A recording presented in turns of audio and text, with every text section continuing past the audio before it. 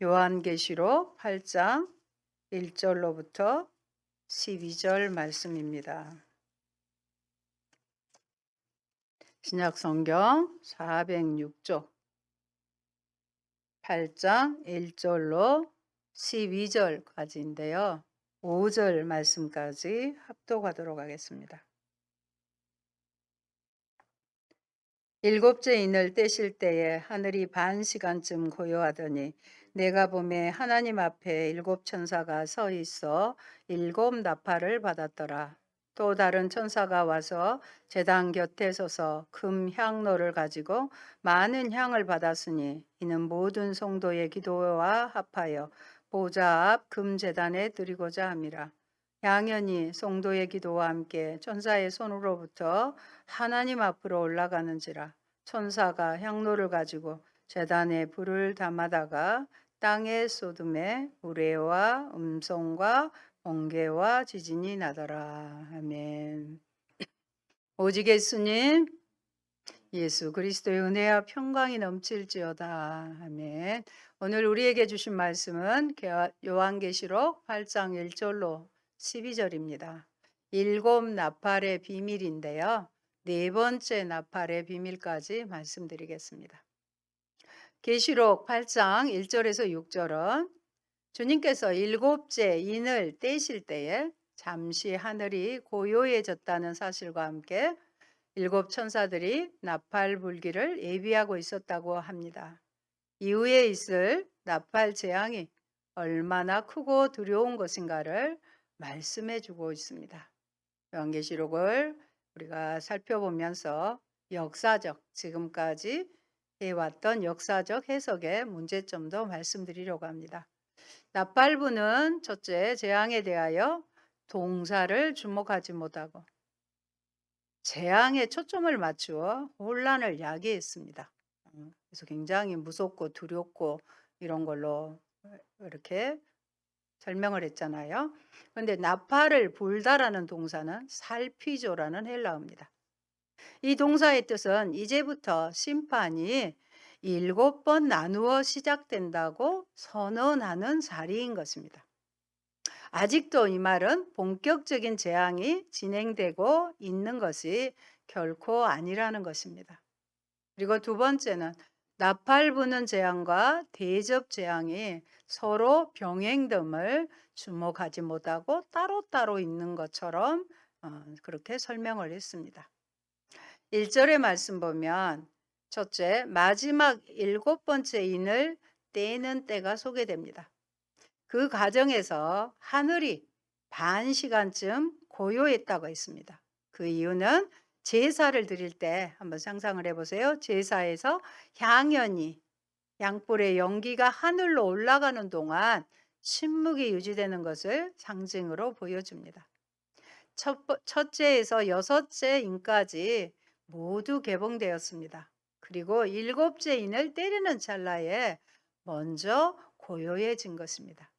바야흐로 이제 하나님의 직접적인 임재와 함께 최종적이고 중요한 무엇이 선언되기 직전이라는 것입니다. 나팔을 분다는 것은 선포하다는 그런 의미라고 했잖아요. 둘째, 2절에 보면 일곱 나팔을 받습니다. 하나님 앞에 일곱 천사가 서 있어 일곱 나팔을 받았습니다. 나팔을 부는 것은 이제부터 심판이 7번 나누어 시작된다고 선언하는 자리인 것입니다.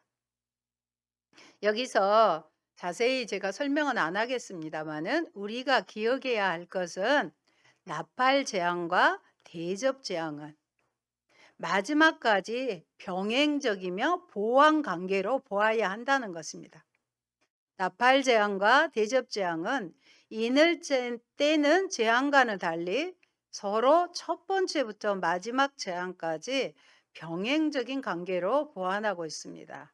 다 제가 예를 못 들어드리지만 몇 가지만 들어드리려고 합니다. 오늘 8장 7절에 피 섞인 우박과 불이 땅에 쏟아졌다고 나왔는데 16장에 대접 재앙에서는 그 대접을 땅에 쏟았다고 되어 있습니다. 그 다음에 8절에 보면 불붙는 큰 산과 같은 것이 바다에 던져졌다겠는데 16장에는 그 대접을 바다에 쏟았다. 그러니까 그대로 병행적이며 따로따로가 아니라 보완적이라는 관계를 다는 설명을 안 드리고 이 정도 하겠습니다. 마찬가지로 나팔을 부는 재앙도 주님이 마지막 시대를 살아가는 자들에게 종말을 나팔을 분다는 것은 미리 대비하라고 예비하라고 우리가 찬양했잖아요. 준비해야 되잖아요. 그렇게 주시는 설교의 메시지라고 보면 됩니다. 오늘 2절에 보면 1절에 일곱째 인을 때니 많은 향이 성도들의 기도와 합하여 보좌 앞 금제단에 드려지고 있는 광경이 펼쳐집니다. 3절에 보면은요, 또 다른 천사가 와서 제단 곁에 서서 금향로를 가지고 많은 향을 받았으니 이는 모든 성도의 기도와 합하여 보좌와 금제단에 드리고자 함이니라. 아멘. 제단은 우리가 제단 그러면 번제단을 상상하잖아요. 그리고 노수로 만들어졌습니다. 그런데 그게 아니라 금으로 만들어진 것이 뭐냐면 향단임을 드러내는 것입니다. 요한은 성도의 기도가 지니고 있는 근데 향단은 금으로 쌌거든요. 금과 같은 고귀한 가치를 환기시키고 있어요. 우리의 기도가 가장 귀한 가치가 있다는 것입니다. 주목할 만한 것은 성도의 기도가 제사 의식 없이 직접 하나님께 상달된다는 점입니다. 제사장이 분향단에서 향을 피워 올리려면 바깥 뜰에서 번제단에서 희생제물을 드려야 되잖아요. 근데 성도의 기도는 직통으로 직접 하나님께 상달된다는 점입니다. 얼마나 놀랍습니까? 대기업의 회장님만 만나려고 해도 너무 코스가 복잡하잖아요. 아까 선교사님 얘기를 말씀드렸던 것처럼. 그런데 우리는 직접 하나님께 상달된다는 점이에요. 이는 어린 양이신 그리스도께서 모든 인간의 대속을 위한 희생 제물로 자신을 단번에 내어주심으로써 모든 인간의 죄가 사해졌기 때문인 것입니다. 또 4절을 보면은요. 향은 뭐냐면 향을 피우면 연기 나오잖아요. 그걸 향연이라고 그래요. 향연이 성도의 기도와 함께 천사의 손으로부터 하나님 앞으로 올라간다는 것입니다. 어디로 가요? 하나님 앞으로 가요, 기도가. 성도의 기도들이 하나님 앞으로 하나님 앞에 올라가니까 연락됨, 받아들였음을 분명하게 드러냅니다. 하나님께 상달되는 모든 유효한 기도는 하나님과 사람 사이의 중보자가 되시는 어린 양 예수 그리스도의 십자가 보혈의 공로에 힘입어 이제는 그분의 이름으로 우리가 기도할 때 예수님 이름으로 하잖아요. 그 드리는 기도이며 그분의 희생을 자신의 삶 속에서도 본받는 자의 기도인 것입니다. 5절에 또 나옵니다. 3절, 4절, 5절 계속해서 동시에 이러한 나팔 재앙이 있기 전에 성도들의 기도가 향연과 함께 올라가고 다시 그 향로의 불을 땅에 쏟는 일이 선행되었다고 합니다. 드디어 이 말은 응답의 순간이 온 것 같습니다. 그동안 피 맺힌 성도들의 눈물과 고난의 기도가 드디어 땅에 쏟아지기 시작합니다. 그러자 동시에 4가지 자연현상이 나타나는데 구약 성경에 가끔 나오는 우레와 음성과 번개와 지진입니다. 하나님이 성도들의 기도를 얼마나 기이 보시며 응답해 주시는가를 분명하게 가르쳐주고 있습니다. 오늘 예배를 통해서 우리의 기도가 얼마나 귀하고 금보다 귀한 것인지를 깨달아 아는 귀한 시간 되시기를 축원드립니다. 여러분, 하나님은 성도의 기도를 들으시되 반드시 때를 따라 응답하십니다. 반드시를 기억하시기 바랍니다. 이는 성도들의 기도, 특별히 5장에 나왔던 순교자들의 기도가 있었을 때 즉각적인 응답 대신 수가 차기까지 기다려라 하는 말씀과 함께 이후 본격적인 재앙과 심판이 천사들의 나팔로 시작되는 것을 더 분명히 알 수 있습니다. 하나님의 구속의 역사는 하나님 자신의 주권적인 뜻에 의해 진행되는 것이 분명합니다. 하나님이 주권자 되시잖아요. 그런데 성도의 기도는 하나님께서 구속 역사를 이루어 가시는 중요한 동인, 중요한 원인이 되는 기회가 되는 것을 알 수 있습니다. 이사야가 예루살렘의 황폐를 목도하고 애통하는 마음으로 하나님께 기도하자 하나님께서는 그 기도에 대한 응답으로 새 하늘과 새 땅의 회복을 약속하셨던 것입니다. 암담한 영적 현실에 직면해서 기도가 연락되지 않을 것 같은, 응답되지 않을 것 같은 불안에 시달리는 성도에게 이보다 더 큰 위로는 없습니다. 하나님께서는 성도들의 바른 기도에 대해서는 반드시 들으시고 그 응답만큼은 적당한 때를 따라 하신다는 것입니다.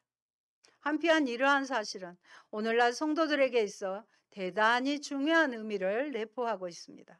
왜냐하면 아직도 성도들 가운데에는 이러한 사실을 올바로 이해하지 못함으로써 기도 생활에 실패하는 분들이 적지 않기 때문입니다.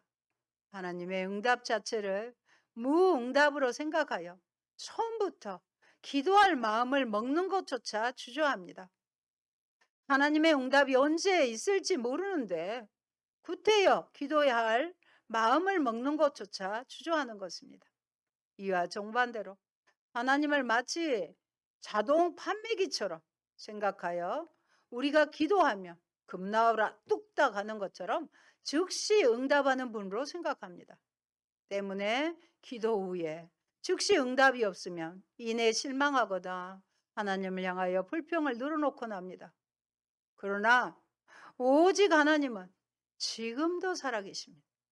지금도 살아계셔서 성도들의 기도를 들으시되 우리가 알 수 없는 훨씬 깊은 지혜와 섭리에 따라 각각의 기도에 응답하시며 역사와 우주를 섭리해가는 분이신 것입니다. 저는 예전에 여의도 광장에 100만의 성도가 모였다고 하잖아요. 그때 합심 기도를 할 때 와, 우리 같으면 한 두세 사람이 말하면 혼란스러워서 무슨 말인지 모를 것입니다. 우리 하나님은 그러나 100만 성도가 동시에 그렇게 기도를 해도 다 들으실 수 있는 전능하시는 분이라는 것이 신나지 않습니까? 우리가 하나님께 기도하는 진정한 목적은 땅의 뜻을 하늘에서 이루는 것이 아니에요. 이 땅에 우리의 뜻을 하늘에서 이루는 것이 아니라 하늘의 뜻을 이 땅에 이루는 것임을 알고 하늘에 계신 우리 아버지여 이름이 거룩히 여김을 받으시오며 하나님 나라가 이 땅에 오게 하는 것이 우리의 기도의 처음 부분이잖아요. 그런 것을 알고 항상 모든 기준을 우리의 욕심과 짧은 시간표가 아니라 하나님의 영원하신 뜻과 시간표에 맞추어야 하겠습니다. 기도의 응답은 하나님의 때에 이루어짐을 믿고 오직 그러기 위해서는 믿음과 인내로 기도하는 자들이 되어야 하겠습니다. 하나님은 신실하시기에 적절한 때를 따라 이루어지는 하나님의 응답을 통해 우리의 간구와 소원은 물론 더 나아가 하나님의 뜻까지 온전히 이루어드리는 신실하고도 충성된 종들이 되어야 하겠습니다. 여러분, 기도는 성도들에게 하늘에서 또 메고 푸는 권세를 주셨다는 어마어마한 선언이 아닐 수 없습니다. 세계의 경영은 성도들의 기도를 통하여 이루어진다는 것입니다. 여기서 우리는 기도 한 사람은 죽고 또 역사의 무대에서 사라진다 할지라도 하나님께 드린 기도는 남는다는 사실을 기억해야 합니다. 우리에게 낙심하지 마라. 잘 인내해라. 조금만 참아라. 지금은 상징으로 보여주지만 이것이 현실의 승리가 될 날이 반드시 온다라고 말씀하시는 까닭입니다.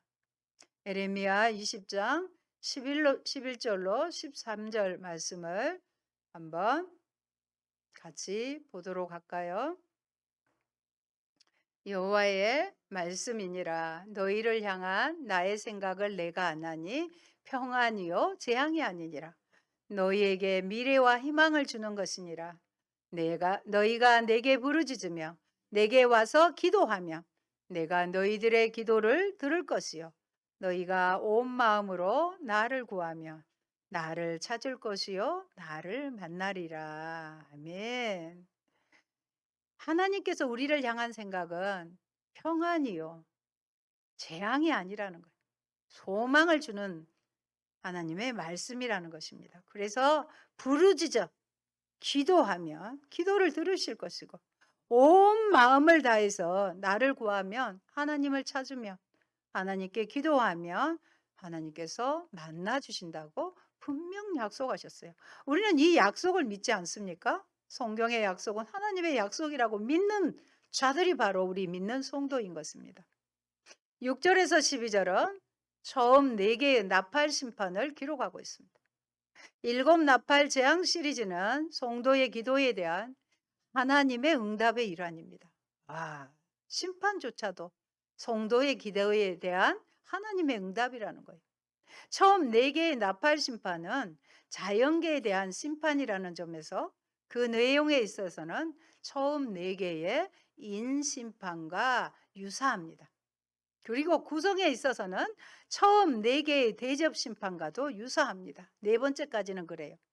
좀 더 짜임새 있게 공통적으로 등장하는 것은 바로 심판의 대상을 3분의 1로 제한한다는 점입니다. 이 숫자는 2가지 의미를 가집니다. 3분의 1이라는 말은 회복의 가능성을 열어놓는 것이고 처음 4개의 나팔 심판이 최종적인 단계에 아직 접어들지 않았다는 표시이기도 합니다. 사랑하는 여러분, 구약에서 나팔의 이미지가 어떻게 사용되었는지 살펴보도록 하겠습니다. 나팔의 이미지는 심판, 하나님의 거룩한 전쟁의 선포, 또 그 전쟁을 위한 하나님의 백성들의 소집, 승리 혹은 구원, 이스라엘 왕의 즉위, 종말적 심판 혹은 구원, 회개에 대한 경고, 이 경고로 나팔을 사용되었습니다. 요한계시록의 나팔 심판의 배경으로 작용하는 것은 심판과 하나님의 거룩한 전쟁의 선포와 그 전쟁을 위한 하나님 백성 소집의 경우입니다. 하나님의 전쟁 선포는 곧 심판을 의미하기에 2가지의 경우는 밀접한 관계를 가집니다. 단순히 회개에 대한 경고가 아니라 이제는 심판 그 자체이며 더 나아가서 하나님의 거룩한 전쟁을 선포합니다. 그 전쟁의 대상이 누구일까요? 사탄입니다. 그리고 그 사탄이 지배하는 세상이에요. 마지막 심판은요, 사탄과 세상이라는 것입니다. 바로 나팔 심판은 사탄과 그의 추종자들에 대한 전쟁과 심판의 선포예요. 나팔이기 때문에. 따라서 그들의 멸망은 하나님과의 전쟁을 하고 심판을 하면 필연적일 수밖에 멸망은 없는 것입니다. 또한 나팔 심판 시리즈는 출애굽 모티브로 가득합니다. 처음 4개의 두드러진 특징은 바로 출애굽 사건에서 10가지 재앙의 요소들에 대한 심판을 묘사할 때 사용된다는 점입니다. 아시는 것처럼 애굽에 내렸던 10가지 재앙을 통해 이루려는 하나님의 목적이 무엇이었을까요? 그것은 애굽의 10가지 신이 아무것도 아니고 바로 하나님이 전능자이심을, 하나님의 전능하심을 만방에 드러내리려는 것이었습니다. 바로 나팔 대접 심판은 세상의 회개를 위한 것이 아니에요. 이제는 하나님께서 온 세상을 장악하고 계시다는 것을 알리기 위함입니다. 그 심판의 대상이 철저하게 출애굽 때 애굽의 왕과 백성에게 국한이 되며 이스라엘에게는 오히려 구속의 은혜가 주어질 뿐입니다. 철저하게 하나님을 대적한 사탄과 그의 추종자들로서 세상을 향하여 하나님의 마지막 심판은 내려지는 것입니다. 6절은 나팔 심판의 도입 부분이고 7절은 첫 번째 나팔 심판을 소개합니다. 6절은 심판의 내용보다는 단지 7천사가 나팔을 불기 위해 자신을 준비하고 있음을 소개합니다. 이어서 7절에 첫 번째 천사가 나팔을 붑니다. 이때 피 섞인 우박과 불이 나서 땅에 쏟아지고 땅의 3분의 1이 타고 수목의 3분의 1도 타고 각종 푸른 풀도 타버리고 만다고 기록되어 있습니다. 이것은 말씀드린 것처럼 출애굽기 9장을 배경으로 합니다. 애굽 전국에 우박이 애굽 땅의 사람과 짐승과 밭의 채소에 내린 사건입니다. 계시록에서는 심판의 대상이 오직 땅, 수목, 각종 풀에 국한시킵니다. 이러한 변경은 처음 4개가 자연계를 향한 심판으로서 조화를 위해 주어지고 있음을 알 수 있습니다. 출애굽기에서는 불보다 우박이 땅에 피해를 입히는 수단으로 사용이 되는데요. 계시록에서는 우박보다는 불이 더 주도적 역할을 합니다. 불에 타서 하는 타서라는 동사가 3번씩이나 반복되고 있습니다. 이처럼 땅과 그 위에 식물들이 타버림으로써 땅의 3분의 1에 해당하는 지역이 황폐화된다는 것이 단순한 환경이나 생태계 파괴의 차원을 넘어 우리에게 또 다른 영적 메시지를 말해준다는 점입니다. 그것은 곧 이처럼 땅을 중심으로 한 자연의 황폐화는 우리 인간에게 스스로를 구원할 능력이 전혀 없음을 보여주는 또 하나의 분명한 증거가 된다는 것입니다. 그 심판의 메시지는 너희 인간들은 스스로 구원할 능력이 없다는 것이에요. 그리고 심판의 대상을 3분의 1에 국한시킵니다. 먼저 3분의 1이라는 숫자는 에스겔 5장 또 스가랴 13장에서도 사용이 되는데 심판과 회복의 단위로 사용되고 있음을 관찰할 수 있습니다. 3분의 1은 심판을 하면 3분의 2는 회복을 위해 남겨놓으려는 목적을 가집니다. 심판 중에서도 새 창조와 같은 회복에 대한 확실한 가능성을 열어놓고 있음을 보여주려 합니다. 그리고 그 심판이 최종적 심판이 아니라는 것을 암시하고 있습니다.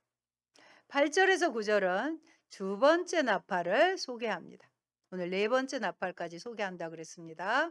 불붙는 큰 산과 같은 것이 바다에 던져짐에 바다의 3분의 1이 피가 되고 또 3분의 1이 나오죠. 이건 역시 에레미야 51장, 출애굽기 7장에서 이미 구약에서 있었던 사건에서 유래합니다. 9절에 보면 고기들이 죽은 것은 불붙는 큰 산이 바다에 떨어졌을 뿐만 아니라 바다의 3분의 1이 피가 되었기 때문입니다. 나팔 심판 시리즈의 기본 골격은 출애굽 사건에 근거합니다. 10절과 11절은 세 번째 나팔 심판을 소개합니다. 햇불같이 타는 큰 별은 하늘에서 떨어지는 운석으로 단순한 자연 재앙으로 보는 것입니다. 이 별이 떨어지는 곳은 바로 강들의 3분의 1과 여러 물샘의 3분의 1입니다. 이 별의 이름은 쑥입니다. 물들의 3분의 1이 쑥이 되었다는 것은 물들이 중동지방에 사는 쑥은 너무 건조하기 때문에 쓰다고 합니다. 쑥처럼 쓰게 되었다는 의미입니다. 그로 인해서 많은 사람들이 죽게 되었습니다. 피조계에 대한 하나님의 심판이 결국 인간에 대한 심판으로 이어지고 있음을 암시합니다. 이는 산업화로 인한 환경오염으로 지하수, 강, 바다 등이 심하게 오염되며 이로 인하여 사람들이 극도의 고통을 당하게 될 것을 암시하고 한다고 볼 수도 있습니다. 지금 우리 상황이잖아요. 또 다른 해석으로는 신명기, 아모스서 그리고 예레미야서에서 동일하게 쓴 쑥은 어떤 의미냐면 우상 숭배에 따르는 결과와 그 대가를 말하고 있습니다. 이 별은 이사야서에서는 바벨론 제국 또 계시록에서는 로마 제국을 말합니다. 별을 또 그렇게 나라로 보기도 합니다. 바벨론 제국, 로마 제국을 말합니다. 그들은 절대 권력이었지만 역사의 실제적인 주권자와 주인은 하나님이시기 때문에 그 별인 로마가 떨어질 것입니다. 그리고 망했잖아요. 여러분, 예수를 믿는 동기가 내 이익을 예수의 이름으로 포장해도 그것은 우상 숭배이고 얼마든지 쓴쑥이 우리 안으로 만들어질 수 있습니다. 이것은 굉장히 무서운 일입니다. 우리는 눈에 보이는 우상에게 절하지는 않습니다. 절에 있는 부처님에게 절하지 않잖아요. 그러나 우리 마음속 잘못된 동기와 탐심, 욕심도 우상숭배예요. 식탐도 우상숭배입니다. 곧 우상숭배의 원천은 그대로 두는 경우가 허다합니다. 하나님을 목적이 아닌 수단으로 여기도록 만드는 내 안에 쓴쑥 우상숭배는 어떤 것들인가요? 여러분, 이런 재앙의 목적은 이기적이며 하나님께 불순종적인 인간에 대한 하나님의 심판과 그로 인한 인간의 회개에 있다고 할 수 있습니다. 결국 이것은 출애굽기의 10가지 재앙 중에 첫 번째 경우에 애굽 모든 물의 근원이 피로 변하여 마시지 못하게 된 것과 유사한 상황이라 할 수 있습니다. 12절은 나팔 심판이 네 번째로 주어집니다. 이번에는 천체가 그 심판의 표적이 됩니다. 이 심판이 역시 우주적이라는 의미를 나타내어 줍니다. 해, 달, 별의 3분의 1이 침을 받아 3분의 1이 어두워지고 낮과 밤의 3분의 1이 비침이 없이 어두워졌습니다. 하나님이 자연계에 재앙을 내리심으로써 우리에게 주시는 종말의 메시지는 이와 같습니다. 곧 끝이 온다. 경각심을 가져라. 너의 생애에 어떻게 살아야 할지 각성하라. 이런 메시지입니다. 우리가 받을 심판은 그리스도가 우리를 대신하여 몸소 짊어지셨습니다. 따라서 우리는 이런 모습을 볼 때 안도감과 동시에 경각심으로 근신하는, 경건하는 모습을 지녀야 하겠습니다. 사랑하는 여러분, 디모데후서에 보면 말세의 큰 징조 중 하나가 사람들이 진리의 귀를 기울이지 않는 것입니다. 이스라엘의 역사 가운데 가장 어두웠던 시대인 사사시대의 특징이 하나님의 말씀이 바르게 선포되지 않는다는 것입니다. 어둠이 내리는 징조는 두 가지로 나타납니다. 설교자들이 하나님의 말씀을 바로 선포하지 않고 하나님의 백성들이 진리에 귀를 기울이지 않습니다.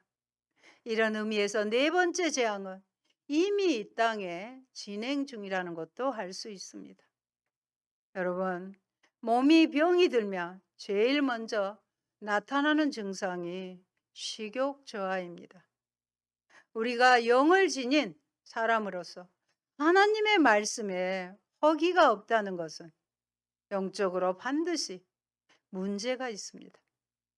우리가 하나님 말씀에 대해 허기를 느끼고 그 말씀으로 제대로 순종할 때 우리가 사는 것입니다. 어떻게 해서라도 제가 또 한 번 강조합니다. 성경을 묵상하고 씨름하는 시간을 늘려야 합니다. 사랑하는 성도 여러분, 재앙이 불신자에게는 불행이지만 성도에게 있어서는 구원의 징조입니다. 그래서 1호의 메시지입니다. 요한계시록은 무서운 심판의 메시지가 아닙니다. 믿는 우리에게는 그렇습니다. 7절부터 12절까지를 다시 거슬려 살펴보면 곧 지금까지의 네 나팔 재앙은 일찍이 이스라엘 백성이 애굽에서 나올 때 하나님께서 애굽에 내리셨던 재앙과 매우 흡사하다는 것입니다. 그렇다면 마지막 종말의 재앙 때 성도는 머리털 하나도 상치 아니하리라는 주님의 약속을 염두에 둔다면 누가복음 21장 18절 19절 보면은요, 너희 머리털 하나도 상하지 아니하리라. 너희의 인내로 너희 영혼을 얻으리라. 머리털 하나도 상하지 않지만 그래도 그냥 편안한 게 아니라 인내로 우리의 영혼을 지키라는 것입니다. 이 역시 일찍이 애굽에 열재앙이 내렸을 때 철저하게 이스라엘 백성은 보호받았던 일과는 완전히 일치하는 것이라고 말할 수 있습니다. 이를 통해 고난 중에 있는 성도들에게 위로와 용기를 주기 위함인 것입니다. 계시록을 통해 예언된 모든 재앙들은 세상의 불신자들에게는 불행과 고통이 될 것이나 오히려 성도들에게는 구원을 알리는 기쁜 소식이요 희망의 징조라고 할 수 있습니다. 여러분, 우리는 이 심판에서 완전히 자유롭게 된 존재입니다. 그런데 왜 이런 장면을 우리에게 보여줍니까? 그것은 이 세상 주관자들, 그리고 어둠의 권세를 잡은 자들이 맞게 될 결말을 보여주심으로써 우리에게 최종적인 승리를 더 담대히 기대하게 하시려는 의도입니다. 예를 들면 이미 이긴 게임을 알고 있어요. 누가 이겼다고. 그것을 재방송으로 이제는 안타까운 마음으로 보는 게 아니라 여유롭게 보는 것처럼 이미 확정된 그리스도와 그 백성들의 궁극적인 승리를 단지 시간이라는 인간적인 조건에 들 안에서 풀어주시는 것일 뿐입니다. 따라서 우리는 이러한 재앙의 선언 앞에서 오늘의 고난과 눈물의 시간들을 극복하겠다는 신앙의 성장을 기대할 수 있어야 합니다. 오늘의 좌절이나 실패를 이겨내고 미리 앞서 본 광경으로 여유와 담대함을 가지고 살아가는 힘을 얻게 되는 것입니다. 이 모든 재앙이 지나가면 반드시 주님의 재림과 함께 약속된 가나안 땅, 곧 새하늘과 새 땅이 하나님의 영광과 함께 열릴 것이기 때문입니다. 그러므로 성도 여러분, 오늘 우리는 종말의 이 어렵고 험한 때를 통과하면서 눈앞에 아무리 크고 두려운 사건이 벌어진다 하여도 두려움 속에서 두려워하지 말고 오늘 말씀처럼 떨지 말고 정신을 잃고 허둥대서는 안 되겠습니다. 우리는 오직 그 뒤에 있는 놀라운 하나님의 나라를 바라보면 오히려 기쁨과 소망 속에서 끝까지 믿음으로 앞을 향해 나아감으로써 약속된 천국의 도성에 무사히 도달하는 복된 자들이 되어야 하겠습니다. 그러므로 모든 세상의 역사는 오늘 성도들의 기도와 함께 저와 여러분의 기도와 함께 하나님께서 이루어 가심을 믿고 힘써 또한 기도하는 여러분 되기를 바랍니다. 아멘. 좋으신 아버지 하나님 감사합니다. 하나님은 우주 만물의 창조자 되시고 이 세상을 다스리는 주권자 되십니다. 그러나 하나님께서 독단적으로 하나님의 뜻을 펼쳐 가시는 것이 아니라 성도들의 기도를 귀하게 여겨 주셔서 성도들의 기도를 들으시고 마지막 심판과 아버지 하나님 재앙도 하시는 것을 우리는 압니다. 하나님, 우리가 이제는 기도를 귀하게 금제단에 드리는 것처럼 귀하게 여길 수 있게 하시고, 하나님은 신실하셔서 반드시 살아계셔서 우리의 기도를 들으시기에 그 때를 기다리며 인내하며 승리하는 우리가 되게 하여 주옵소서. 마지막 시대를 향해 가는 이 세상이 때로 어렵고 힘들게 보이지만 이미 우리에게는 승리를 약속하시고 구원의 약속을 주신 하나님을 바라보면서 두려워하지 말고 떨지 않고 당당하게 승리하며 나아가는 저희들 되게 하옵소서. 그리하여 더욱 말씀에 순종하게 하시고 말씀 순종을 위해 최우선순위로 말씀을 매일매일 꾸준히 쉬지 않고 묵상하여 주의 뜻 이루게 하옵소서. 한 주간 주님 승리하는 한 주간 되기를 소원하며 예수님 이름으로 기도합니다. 아멘.